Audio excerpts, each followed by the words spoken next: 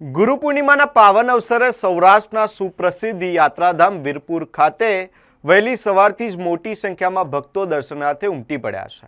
ભક્તો દેશ વિદેશથી આવી રહ્યા છે અને જલારામ બાપાના દર્શન તેમજ ગુરુ ભોજ જલારામ બાપાની સમાધિના દર્શન કરવા માટે મોટી સંખ્યામાં ભક્તો ઉમટી પડ્યા છે।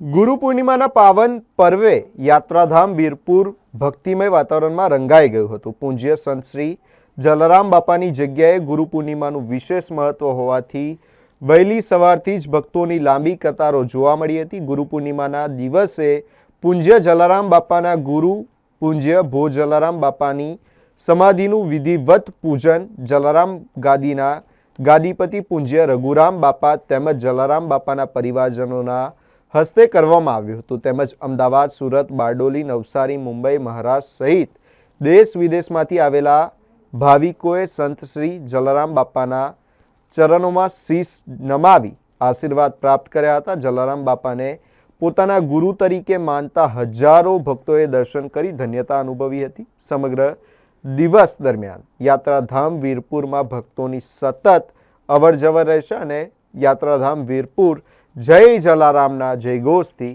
ગુંજી ઉઠ્યું છે। મારું નામ ગણાત્રા ચિરાગ છે અને અત્યારે હું ગુરુ પૂર્ણિમાનું આજે શુભ રૂડો એવો પ્રસંગ છે મારા માટે, કારણ કે આજે ગુરુ પૂર્ણિમાના દિવસે હું પૂનમ ભરવા માટે ચાલીને આવ્યો છું મારા ગુરુને મળવા માટે।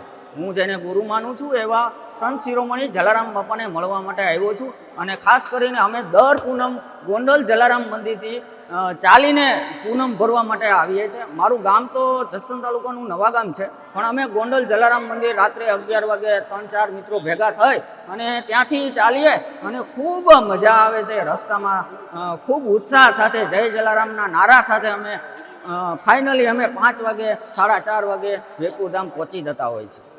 કેટલા સમયથી તમે ચાલીને આવો છો? અમે તો ઘણા સમયથી ચાલીને આવીએ છીએ અને ખૂબ ઉત્સાહ સાથે ચાલીને આવીએ છીએ અને જરાય થાક જેવું લાગતું નથી અમને। દાદાને પગે લાગી કેવી ધન્યતા અનુભવ? ખૂબ ધન્યતા અનુભવું છું। જલારામ બાપાને તો અમે એના મુખ જોવા માટે તરસતા હોઈએ છીએ કે ક્યારે પૂનમ આવે અને ક્યારે અમને એના દર્શન થાય। અમને જય જલારામ। આજે તારીખ 29/7/2026 અને ગુરુ પૂનમ ખાસ અનેરો મહિમા હોય છે। આપણા શાસ્ત્રોમાં કહેવાયું છે કે મા બાપ સેવા, સમાજ સેવા અને ગુરુ સેવા આ સૌથી મોટી 3 સેવાઓ ગણી છે। એમાં ગુરુની સેવા આપણે અત્યારે દર્શન થકી એમના આશીર્વાદ થકી મેળવવાના હોય છે, ત્યારે વર્ષમાં એકવાર હું જરૂરથી અહીં દર્શને આવું છું।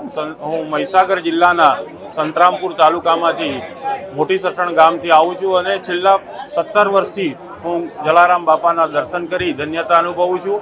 એમના પરચા અપરંપાર છે। એમની પરચા થકી મારા જીવનમાં ઘણા કાર્યો સફળતાપૂર્વક સિદ્ધ થયા છે અને આપ સૌને વિનંતી કે આપ પણ જલારામ બાપાના દર્શને આવો અને બાપાની કૃપા મેળવો। એવા સૌને જય જલારામ।